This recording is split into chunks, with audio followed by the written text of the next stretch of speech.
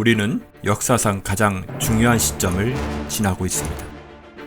하나님께서는 하나님의 일을 하시기 전에 사람을 준비시키셨음을 우리가 알고 있습니다. 하나님 말씀은 마지막 때에 대추수, 대부흥의 때가 있다고 분명히 예언하고 있습니다. 아멘. 하나님의 말씀이 그대로 성취될 것을 믿습니다. 예레미야 눈물은 잠자는 교회와 영혼을 깨우기 위해 노력하고 있습니다. 이 가슴 뛰는 일에 함께 하길 원하시는 분은 카카오 채널로 연락 주시기 바랍니다. 당신은 위대한 하나님의 사람입니다.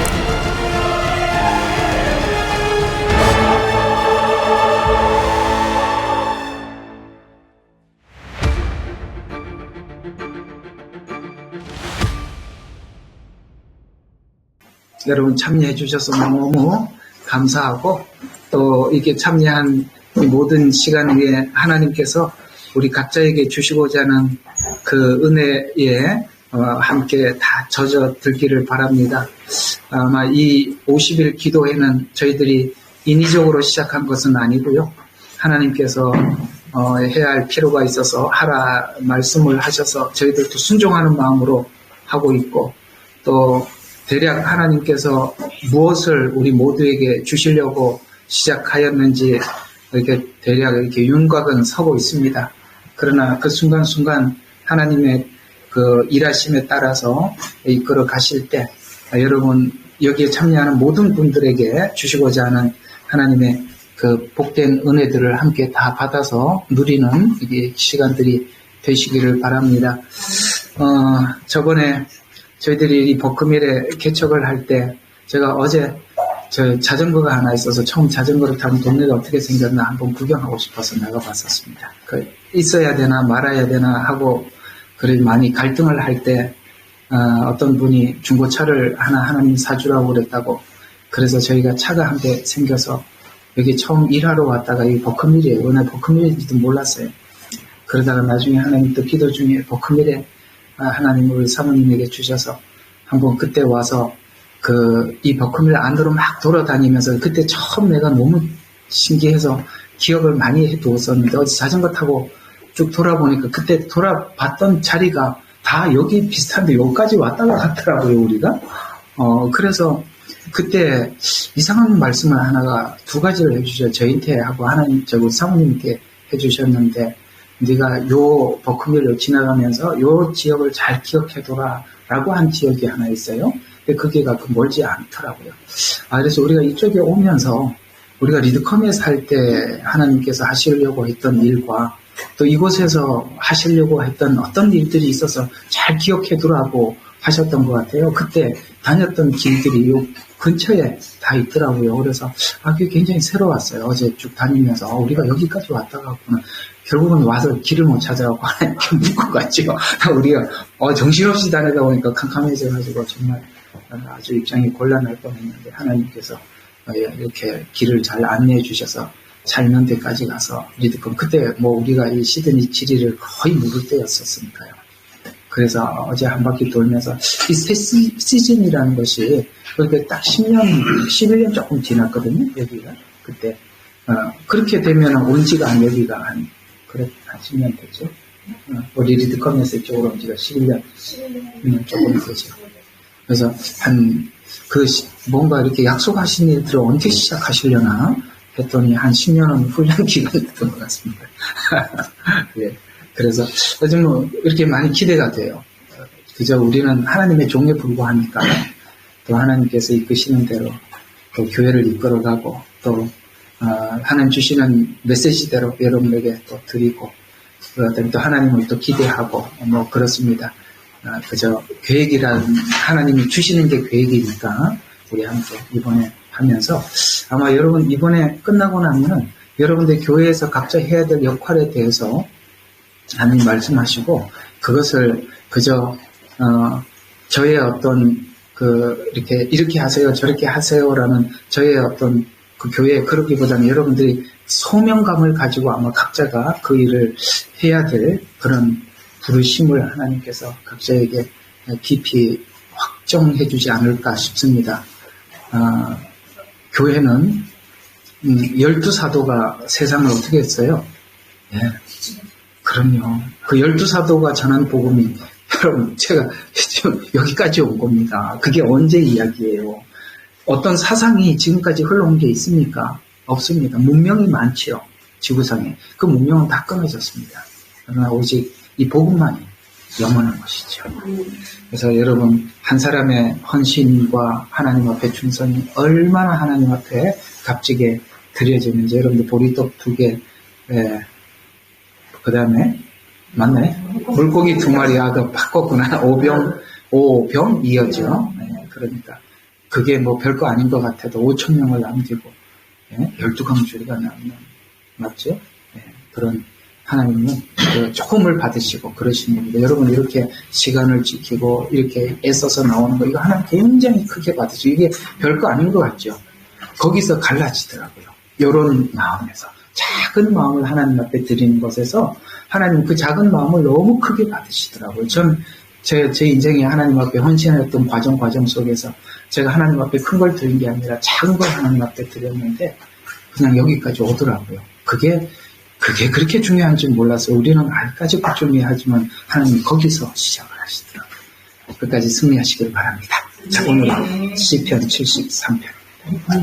시편 73편 1절에서 5절 함께 합독하시죠. 시작. 진실로 하나님은 이스라엘에게 선하시니 곧 깨끗한 마음을 가진 자에게니라.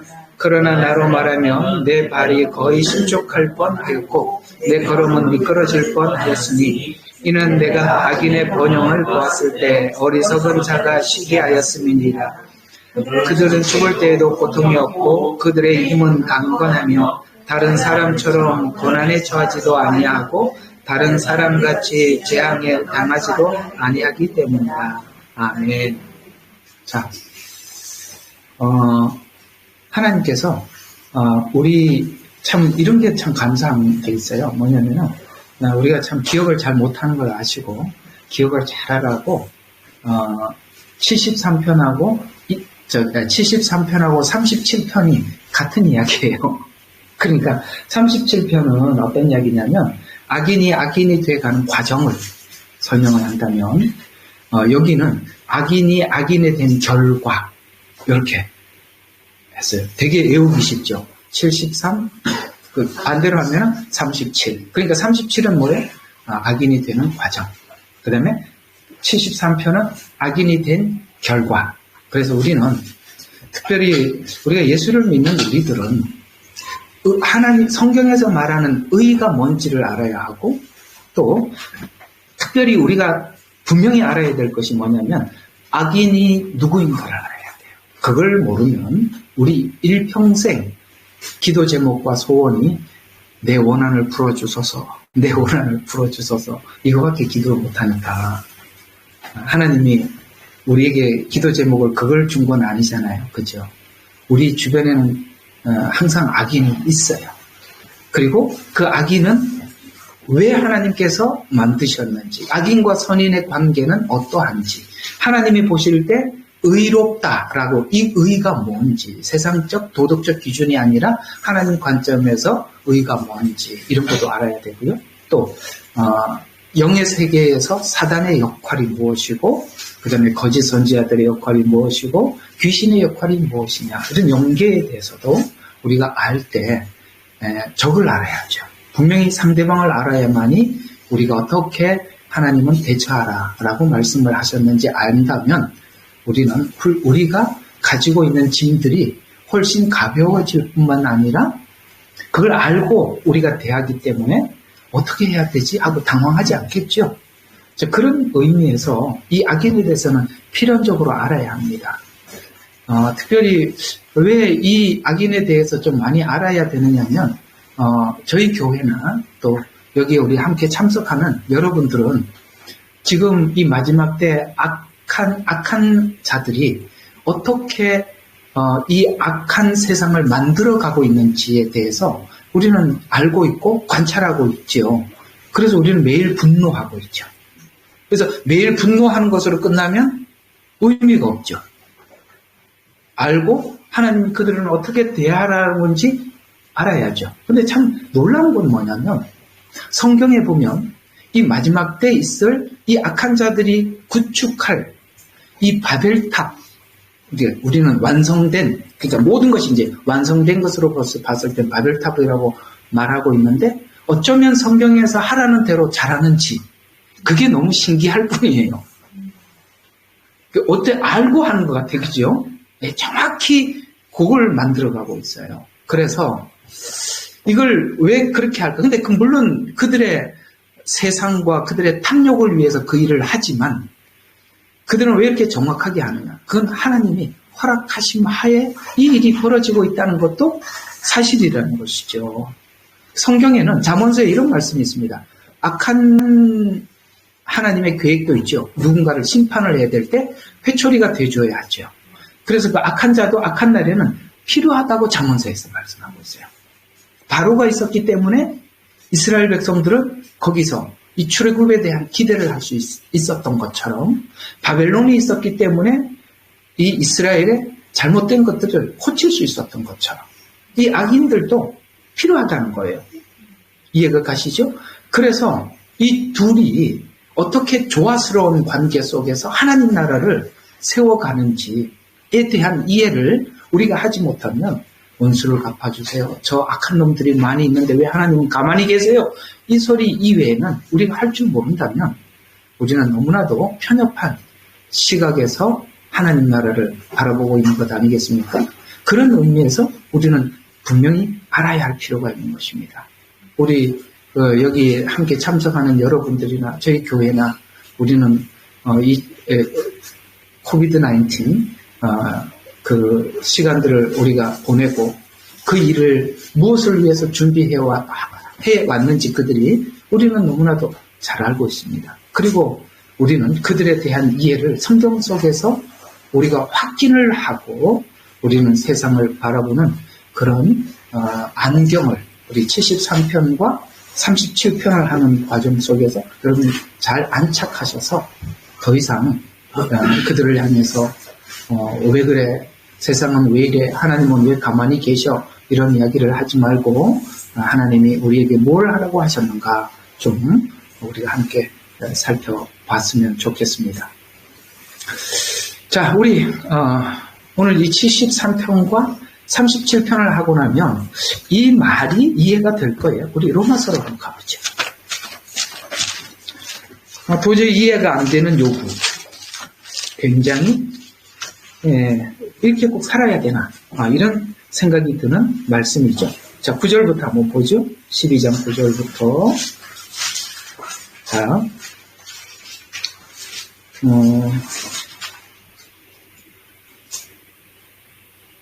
12장 9절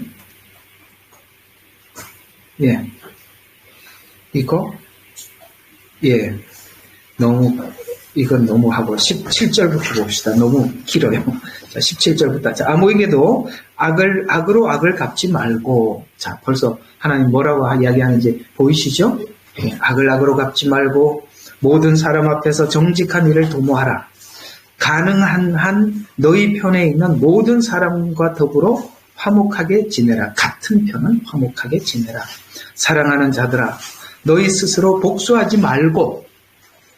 금방 나오죠? 복수하지 말아요. 진노하심에 맡기라. 그 다음에 기록하였으되 원수 갚는 것은 나의 일이라. 그죠? 그 계시록을 보니까 하나님이 마지막에 원수를 갚으셨어요. 내가 갚으리라 주가 말하노라고 하였느니라. 아멘. 그리고 우리가 해야 될 일을 하나님이 갚아주신다고 하니까 우리가 해야 할 일이 무엇인지를 20절에 이렇게 설명하고 있습니다. 그러므로 내 원수가 줄이거든 먹이고 만일 그가 목마르거든 마실 것을 주라. 마태복음 5장에서도 축복하고 기도해줘라. 이렇게 말씀하고 있는 것이 여기 다시 등장하죠. 그러면서 이렇게 함으로써 내가 그들의 머리에 숯불을 쌓을 것이다. 이 숯불은 언제? 대접재앙입니다. 우리가 계시록을 하니까 이 숯불이 뭔지 알지요. 하늘에 불이 내리죠.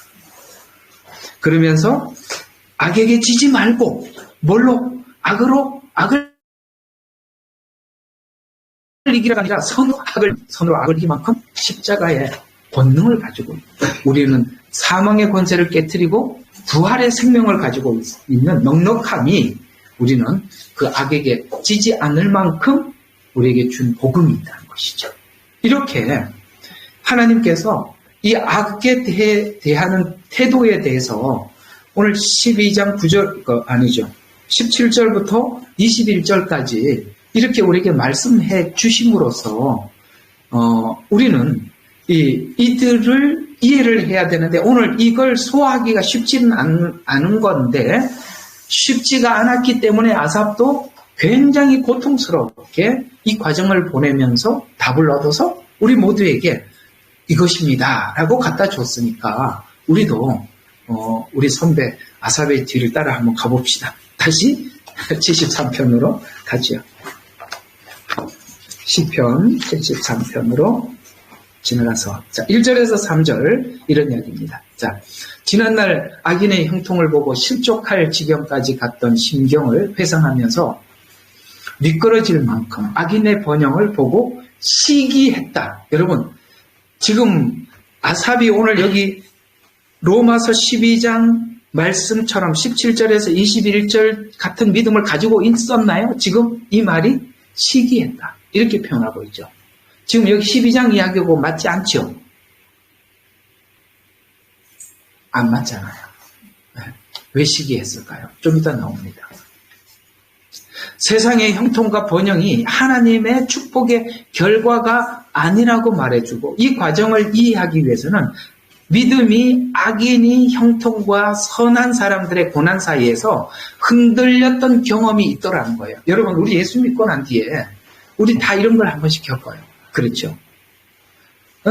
저 이렇게 가끔씩 보면 옛날에 그런 분들이 와서 간증을 많이 했어요. 저요, 찢어지게 가난했거든요. 새벽 예배 열심히 다녔고 하나님께 기도했더니 하나님께서 제 사업을 이렇게 번창하게 해주셔서 제가 교회를 짓고 선교사 몇 명을 구원하고, 앉아서 듣는 나는 지금 쌀이 없어서 나도 저 사람 못지않게 열심히 했는데 그죠? 저 양반은 뭔데, 뭐 하나님께 괜히 어느 때는 좀 그죠? 네, 셈이 나더라는 거죠. 이게 나만 그런 게 아니잖아요. 여러분들. 그래서 그런 얘기 들어보면 너무 속상해요. 왜? 애들 분유 사줄 돈도 없는데. 쟤는 뭔데? 내가 보니까 쟤 나보다 못했어. 그런데도 왜 뭔데 그렇게 특별하게 그렇게 했을까? 그 얘기예요. 내가 식이 났더라. 왜? 아직 몰랐기 때문에. 그것이 참, 제가 어떤 목사님, 제가 자고 굉장히 관련이 있는 교회였는데, 그 교회 지금 장로님이세요. 정말 참 먼 곳에서 새벽 예배 들으려고 교회에서 매일 밤 몇 년을 잤어요. 그 부부가 밤에 와서 기도하고, 거리도요, 차를 타고요 1시간 이상 와야 돼요. 정말 멀어요. 그렇게 정말 찢어지게 가난하게 시작을 해서 하나님께서 지금 정말 거부가 되게 해주셔서 지금 그런 어떤 장로님이 한 분 계세요. 그런 분이 계셔요. 잘 알아요. 근데 이제 그 장로님하고 목사님이 한번 이제 중국 학교에 오셨어요. 그래서 이제 강의를 이제 목사님 하시고, 제가 목사님께 이런 부탁을 했어요. 목사님, 그 장로님 간증 한 번 좀 시키시죠. 그랬더니 뭐라고 그러시더라고요. 저보고. 그분은 저희한테 뭐라고 할 만한 형님 같은 목사님이니까 뭐라고 그런 거예요. 그래서 하시는 말씀이 사람 버리려고 그래. 절대 우리 내 그 장모님 어디 가도 내가 간증을 안 시켜. 그러면 저 사람 버리는 거야. 다시는 그런 얘기 하지 말라고. 그 얘기 들으니까 맞더라고요. 나는 그게 맞다고 생각합니다. 사람들이 그렇게 간증을 하면 이상하게 거기에 무슨 차별이 생기고 자기는 특별한 하나님 앞에 은혜를 받고 있다고 생각을 해요.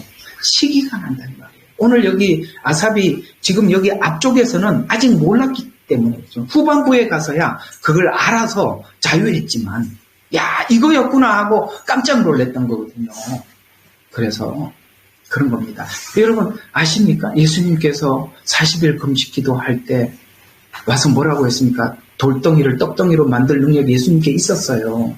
그분이 왜 못 만드십니까? 광야에서 만나를 내리시는 하나님이신데요. 사람들이 그때 배가 얼마나 고팠어요. 그때 떡 딱 갖다 주면요. 아마 유대 땅 사람들만 올 것 같습니까? 온 세상에 예수님 따를걸요. 그러면 예수님은 무슨 메시아가 되느냐면 그들의 육신을 채워주는 메시아로 되는 거예요. 주님은 그들의 영혼을 살리기 위해서 죽은 사망에서 생명을 주러 오셔서 그분은 십자가에서 죽으셔야 하는데 여러분 예수님이 십자가에 죽으러 간다 그러면 놔 주겠습니까? 놔 주겠냐고요. 붙잡죠. 당신은 천하를 통일하고 세상의 가난을 극복하게 만드는 메시아가 되게 해주십시오. 라고 붙잡지 않겠습니까? 예수님은요 과감하게 거절하셨어요. 당신이 오실 그 선지자라고 사람들이 왕으로 삼으려고 할 때 뭐 하셨는지 아십니까? 혼자 산으로 가셨대요. 도망가셨어요. 그거예요. 우리는 이게 본질을 잊어버릴 수 있어요. 식이 난단 말이에요. 그러면 거기에 딱 빠져들게 되면 헤어나오기가 얼마나 힘들었는지 여기 73편이 그 이야기예요. 내가 실족하고 미끄러질 뻔했다. 이렇게까지 고백하고 있다는 걸 기억하셔야 해요. 우리가 살면서 누가 가난하게 살지 않아서 우리 부모님 세대 다 가난하게 살았어요. 대부분이 가난하게 살았죠. 그러다 보면 그런 자녀들은 자라면서 성공에 목마릅니다. 저도 성공에 되게 목말랐던 사람이고요. 누가 그러지 않겠습니까? 그러나 그걸 넘어서지 않으면 영적인 그리스도를 만나기까지 많은 고난을 헤집고 지나가더라고요. 그러나 참 그걸 간단하게 업어치기 하고 이렇게 표현하면 좋겠습니다. 업어치기 하고 우리가 영적인 예수님을 붙잡게 된 건 정말 은혜인 것 같아요. 아니면 지금도 실험하고 있을걸요? 그렇죠? 네, 공감하시면 아멘하고. 그래서 실족하여 넘어질 뻔하였도다. 이렇게 말할 만큼 그렇더라는 것입니다. 또 그가 왜 이렇게 실족하여 넘어질 뻔할 만한 그런 시험을 당했냐면은 바로 이런 것 때문입니다. 이 사람들이 부를 축적하는 과정이 공의롭지 않아요. 그러니 더 화가 나죠. 예를 들어서 그가 열심히 일을 하고 그 열심히 일한 만큼만 보상을 받는다면 오케이, 이해가 가요. 그런데 오늘 여기 본문에 보면 이상하게 얘는 뒤로 자빠져도 잘 되고 앞으로 넘어져도 잘 되고 이해가 가시죠? 이리 가도 잘 되고 그냥 벌리면 돼. 그런데 그게 수법이 너무 나빠. 방법도. 그걸 아삽이 보고 있는 거예요. 그걸 만약에 하나님이 계신다면 저렇게 부정적인 방법으로 축적해가는 이것을 하나님의 공의의 속성이 과연 가만히 두실 수는 없는데 왜 그냥 두십니까? 라고 하나님께 또 실족을 하는 거예요. 하나님께 실족을 하는 거예요. 여러분 우리가 이런 걸 가지고 상대방과 나를 비교하기 시작하면 이 세상에 실족하지 않을 사람이 없고 교만하지 않을 사람이 없습니다. 성공한 사람들은 다 교만할 것이고 그 성공한 사람의 성공에 미치지 못하면 다 실족할 거예요. 여러분 여기에 모든 것에 기준을 걸게 되면 교만 아니면 실족으로 끝이 나서 누구도 하나님이 원하는 어떤 기준에 도달할 수가 없다는 것을 기억하셔야 하는 것입니다. 여러분과 저는 이렇게 생각하시면 돼요. 성경은 돈을 사랑하는 것이 일만 악의 뿌리래. 거기는 선이 1도 없대요. 일만 악의 뿌리는 돈을 사랑하면. 그러나 하나님은 우리가 입어야 하고 먹어야 하고 그런 것을 아신대요. 아니 만들으신 분이 왜 그걸 모르겠어요? 그러면 하나님이 주시는 대로 공급을 받으면 되는 거예요. 예. 그래서 주기도문에 보면 오늘 무슨 양식을 달라고? 아 그래요. 일용할 딱 그러면은 끝이에요. 일용할 양식인데 뭘 더 하겠어요? 그러면 우리가 거기에서 자유할 게 있답니다. 예. 설교 준비를 4주치를 미리 해놨습니다. 항상 4주치를 미리 해놨는데요. 거기 이제 누가복음 12장에 보면 부자가 그런 말을 하잖아요. 내 영혼아 평안해라. 여러 해 쓸 물건을 창고에다 늘여놨는데 너무 많아. 그래갖고 창고를 새로 지어서 그래갖고 창고를 쫙 보니까 야, 나 이제 뭐 몇 년간은 끄떡 없겠네. 끄떡 없기는. 내가 노후에 대한 강의를 하는 어떤 분의 얘기를 들어보니까 여러분 돈이 있으나 없으나 이런 시간이 옵니다 하고 적어놓은 거 보니까 맞더라고요. 그때 그 사람이 자기가 돈을 쓸 줄도 모르고 돈이 있어도 의미가 없는, 아시겠어요? 우리가 지금 그래도 머리가 돌아가고 활동할 수 있으니까 돈이 나에게 도움을 주지. 그죠? 내가 그 돈을 쓸 수도 없는 시간이 온다는 거예요. 그러면 그 하이에나들이 옆에 있다가 다 집어가지 않겠어요? 다 쳐다보고 있을 텐데. 야, 살다 보니까요. 정말 난 그 동화책에만 나오는 구두쇠가 있는 줄 알았는데 실제 구두쇠들이 굉장히 많더라고요. 정말 그렇게 살아야 하나? 이런 생각이 드는 구두쇠들이 또 있더라고요. 이런 것처럼 여러분, 돈은 그저 우리가 생활에 필요한 것이지 사랑하는 대상은 아닌데 필요가 더해지면 사랑으로 바뀐다는 것도 참고해서 알아두셔야 하는 것입니다. 그저 하나님께서 그것은 하나님이 하라는 대로 하는 것입니다. 그리고 또 하나는 하나님께서 하라는 대로 하면 하나님이 공급하는 것도 경험하는 거예요. 참 어떨 때는 하나님께서 우리 마음을 달아보실 때는 참 하나님 너무하시다, 야박하다 이런 생각이 들 만큼 그럴 때가 있었어요. 저희들 좀 이렇게 그런 훈련을 시키실 때 그때 참 우리 애들 보면 생각이 나요. 그때 그냥 참 옛날 간증이긴 하지만 신학교 다닐 때 제가 이제 우리 애들이 유모차 끌고 다닐 때 애들이 유모차니까 언제인지 한번 생각해봐야죠.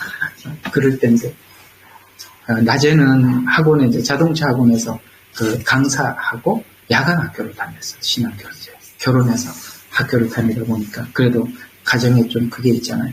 근데 또 자동차 학원에서 강사하면요, 사람들이 또 음료수도 사다 주고 담배도 그렇게 많이 사다 줘요. 그 담배를 안 피우니까 가지고 와서 저 가게 가져와서 우유로 바꿔 먹고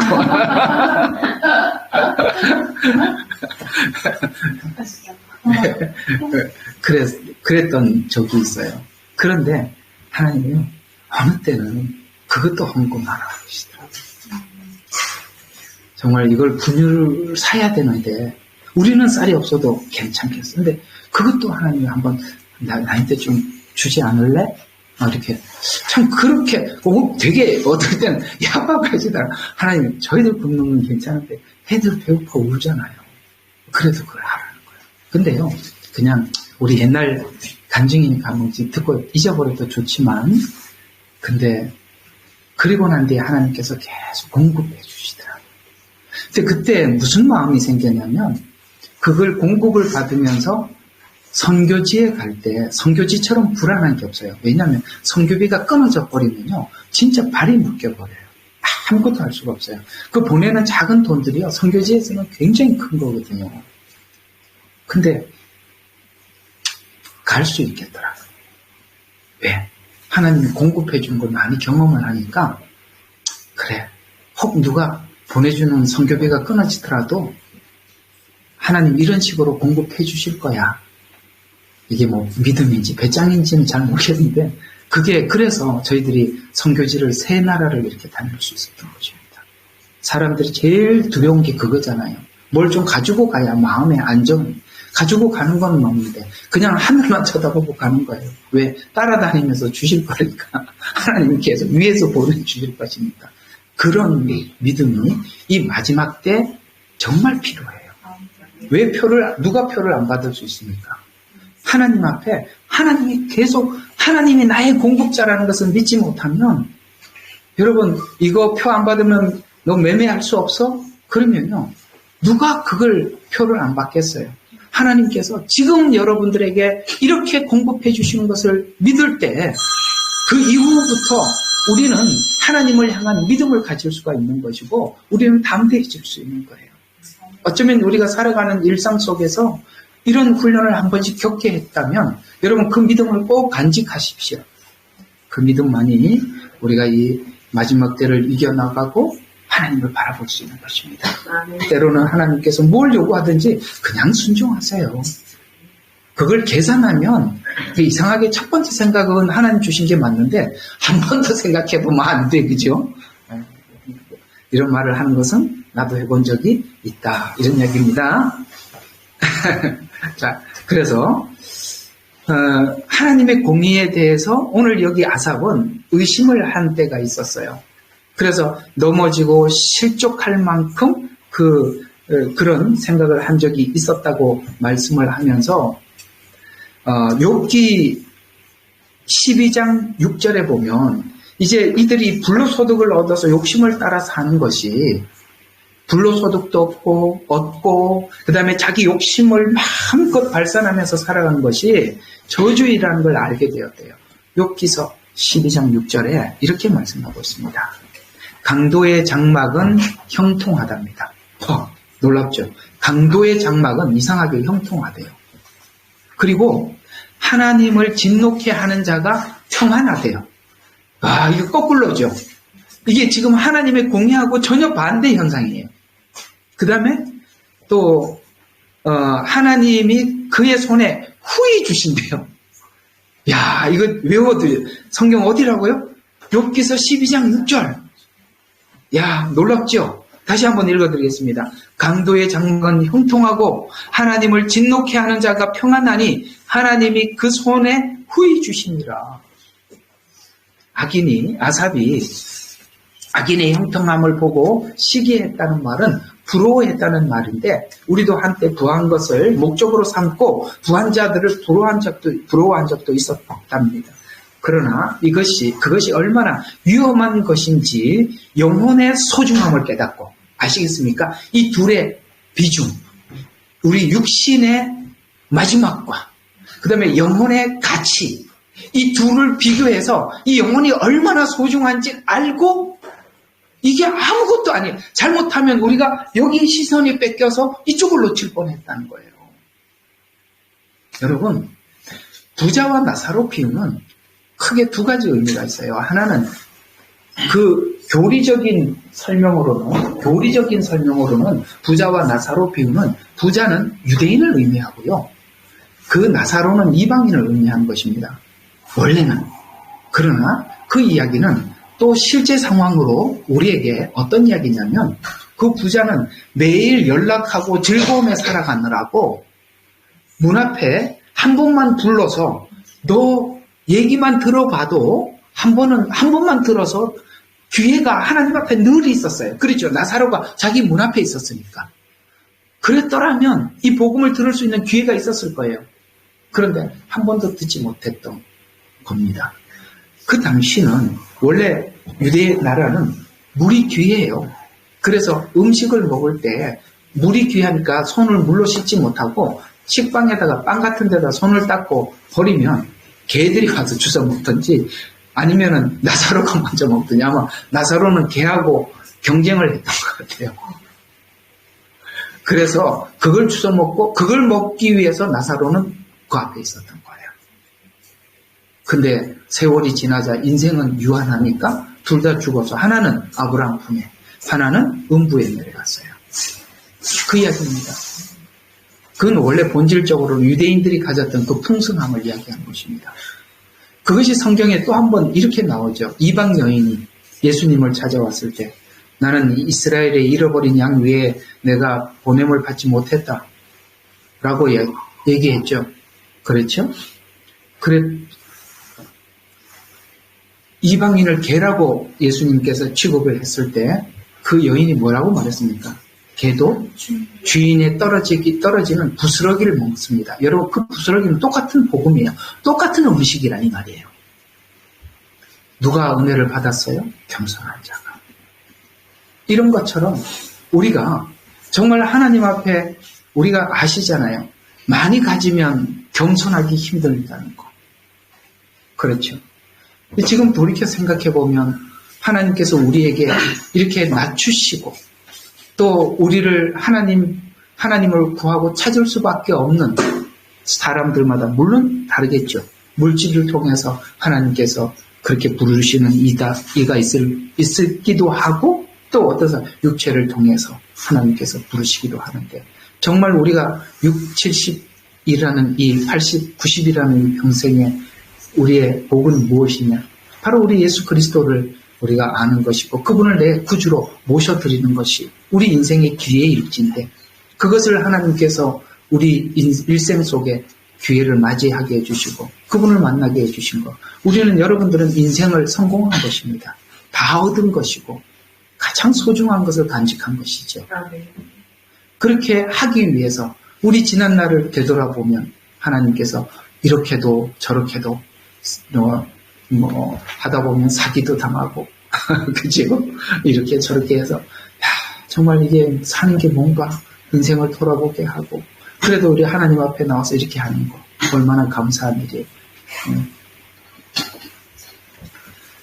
그래서 이 영혼의 소중함을 알고 하나님의 내가 아삽이 정말 자기는 뭘 해도 온종일 고난을 당하고 그렇죠. 저기는 그냥 뒤로 자빠져도 돈이 끌려오고 그랬는데 그것이 정말 영혼의 소중함을 알고 난 이후에 하나님의 그 가치를 부르심의 가치를 이 아삽이 깨달았다라는 것입니다.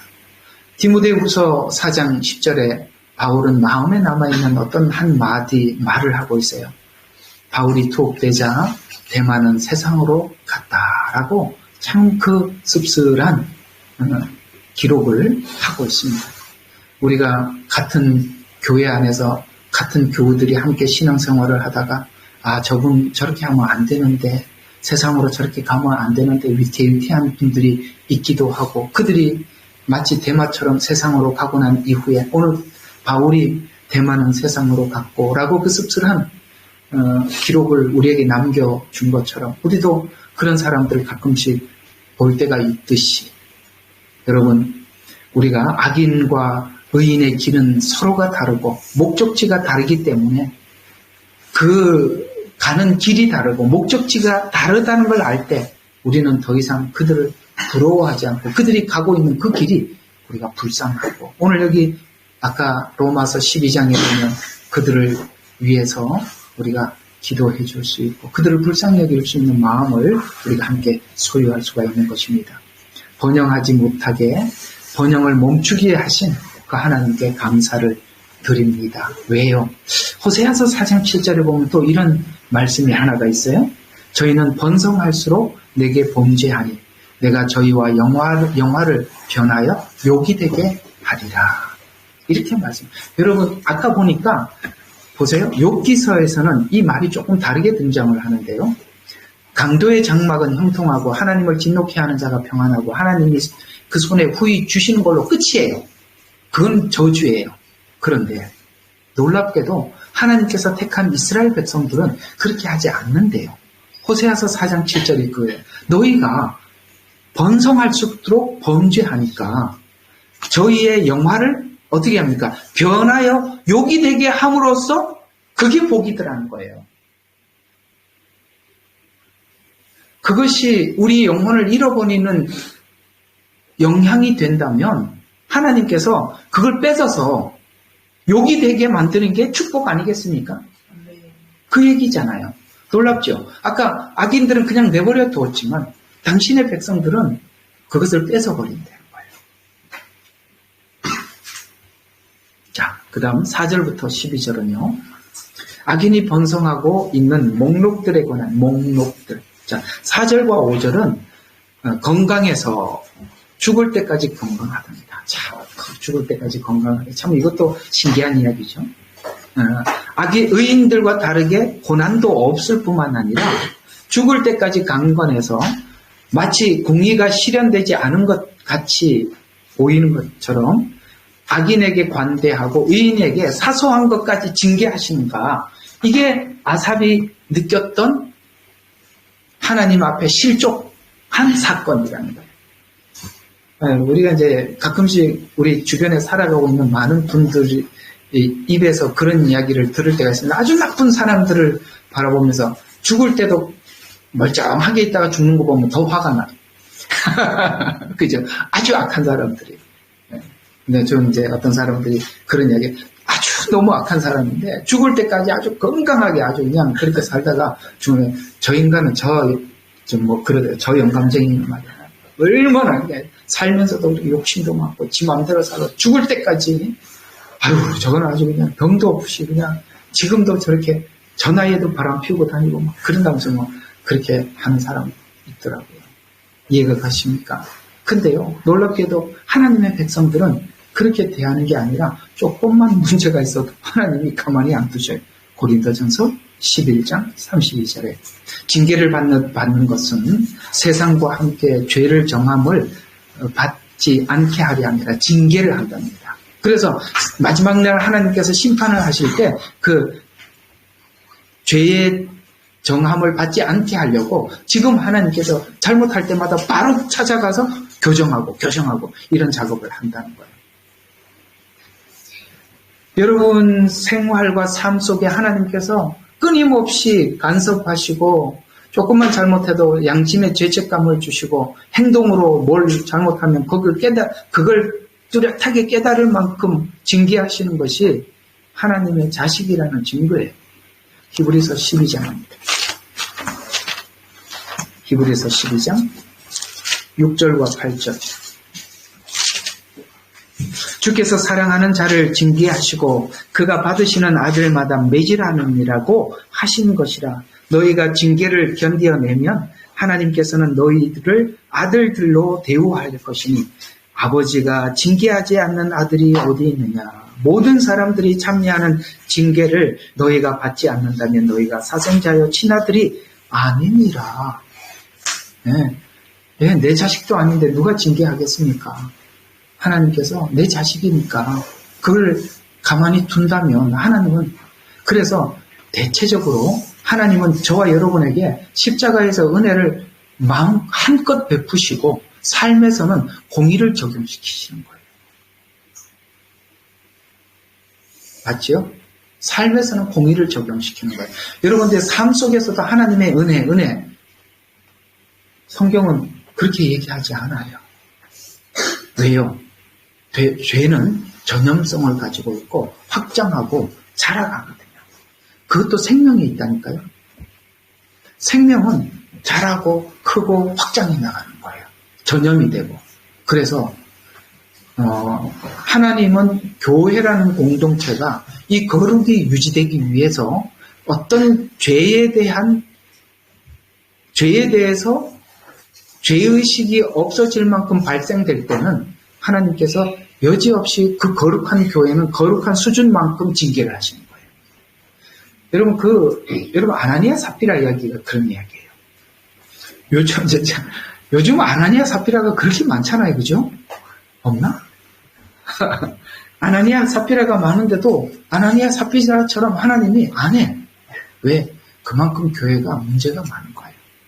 그 초대 교회는요, 정말 하나님께 은혜를 받았고 그들이 진심으로 은혜를 받아서 가난한 사람들에게 나누어 주기 위해서 자발적으로 그런 일들이 정말 복음이 복음답게 작동을 하고 있었어요. 근데 그 중에 어떤 그 대열에 끼고 싶지만 믿음은 없고 자랑은 하고 싶지만 그런 사람이 등장하는데 그게 아나니아 삽비라와 같은 제2의 제3의 아나니아 삽비라가 등장할 가능성이 있자 하나님은 본보기로 그 둘을 징계하셔서 그 교회의 거룩함을 유지하신 거예요. 이건 무슨 이야기냐면 그 교회가 얼마나 하나님 앞에 순수하게 복음을 가지고 거룩을 유지하느냐에 따라서 어떤 정말 진창이라도 그냥 두는 경우가 있지만 하나님 앞에 그렇게 거룩을 추구하는 수준만큼 하나님께서는 작은 죄의 부분도 넘어가지 않고 징계하는 교회도 있더라는 것이죠. 그러면서 오늘 이 악인들의 그 악함을 재미있게 표현을 하고 있습니다. 6절부터 9절까지만 하도록 하겠습니다. 자, 악행을 보고 그냥 두는 것이 그게 비극이죠. 자, 6절에 보니까 교만이 뭐라고요? 목걸이에요. 그러니까 딱 목걸이니까 가장 먼저 보이죠. 딱 보면 교만이, 교만해. 이 교만이요. 극에 달한 사람들은요. 그냥 처음 봐도 알아요. 보이더라고. 그냥 이렇게 딱 그냥 목걸이야. 그냥 이렇게 우리 이름표 여기다 하잖아. 왜요? 잘 보이라고. 그냥 딱, 저 사람 딱 그냥 보여. 두 번, 살이 쪄서 눈이 불룩하고 소득은 기대 이상이고 착복한 거겠죠. 사실 저는 뭐 여러분들하고 같은 생각일지는 모르겠습니다만 참 저는 이게 교회 안에서 보통 살잖아요. 목사들은 이게 바깥 사람들하고 잘 접촉할 기회가 잘 없어요. 다 봐도 교인들이고 만나도 목사님들이고 이게 요 수준이니까 잘 모르겠어요. 근데 사실 최근에 들어오면서 그 악인들이 숨기면서 악행을 하다가 요즘은 드러내서 하는 걸 보고 저는 사실 악행의 수준을 보고 굉장히 충격을 받고 있습니다.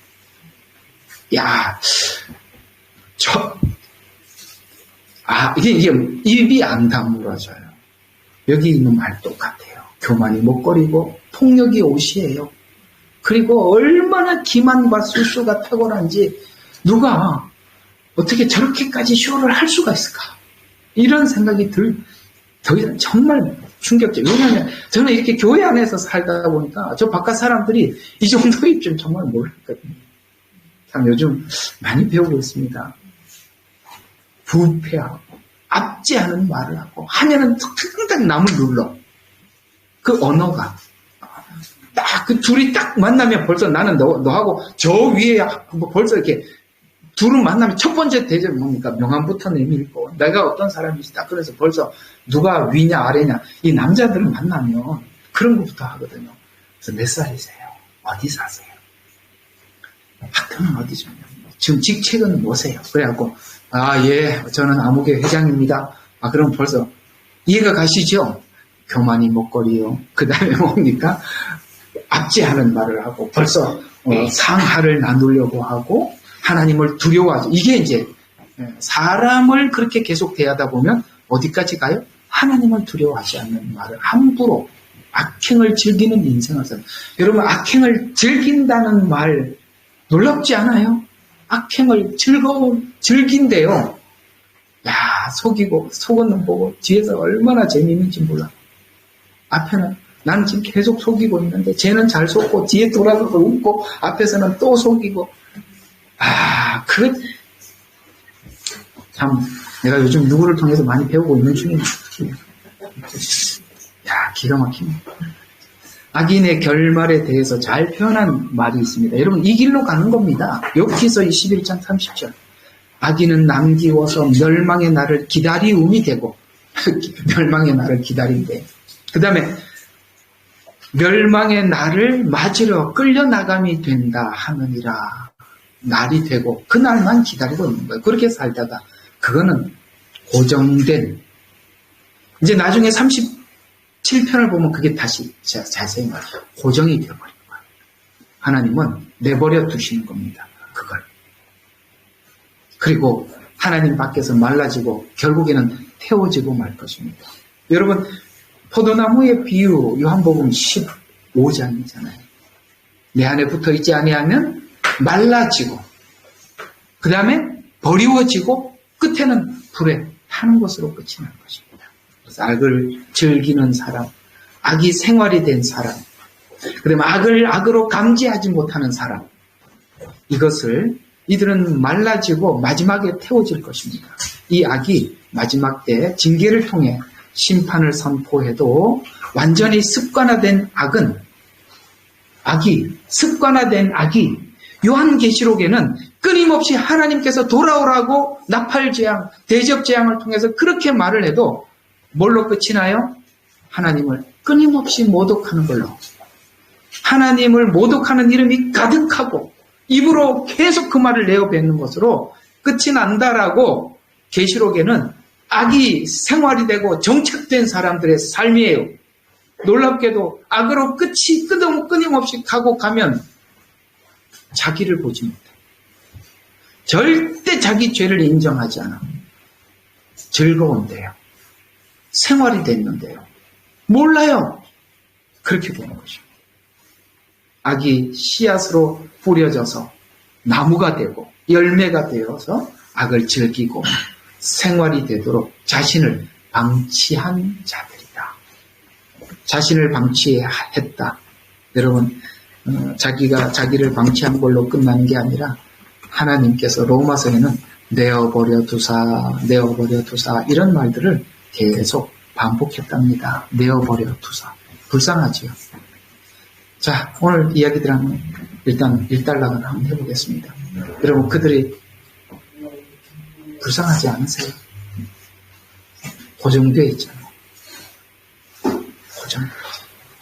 그리고 이제는 악한 행동을, 삶을 살도록 법제화시켜서 법으로 만들어. 그래서 우리끼리 합의하는 거예요. 야, 이거 우리는 앞으로 이거 죄로 규정하지 말자. 이렇게 규정하지 말자 해놓고 그 죄가 아니라고 규정하자고 말한 모든 내용들이 성경의 율법과 정반대 법을 만드는 거예요. 마지막 때는 하나님이 만든 율법과 다 반대되는 법을 만드는 거예요. 지금 누구하고 대항하는지 아시겠습니까? 하나님과 대항하는 거죠. 무슨 이름으로? 인권이라는 이름으로 신권에 도전하는 것입니다. 그런 세상에 살아가고 있고 이제 그런 시간이 오면 주님이 오신답니다. 우리는 그 시간에 살아가고 있습니다. 여러분은 성경적 가치 속에서 세상의 법을 볼 줄 알고 시대를 읽어서 거기에서 속히 나오시기를 바랍니다. 혹 아직 아삽처럼 하나님 왜 그러세요? 왜 저걸 그냥 두세요? 이렇게 생각하고 계신다면 하나님은 지금 심판하지 않고 언제 심판하신다? 종말론적이다. 이 주제가 그거예요. 종말론적이다. 머리에 숯불을 언제 쌓아놓는다? 마지막 재앙 때. 그러니 우리가 그런 믿음으로 이 상황을 잘 이해하고 극복하기를 주의 이름으로 축원합니다.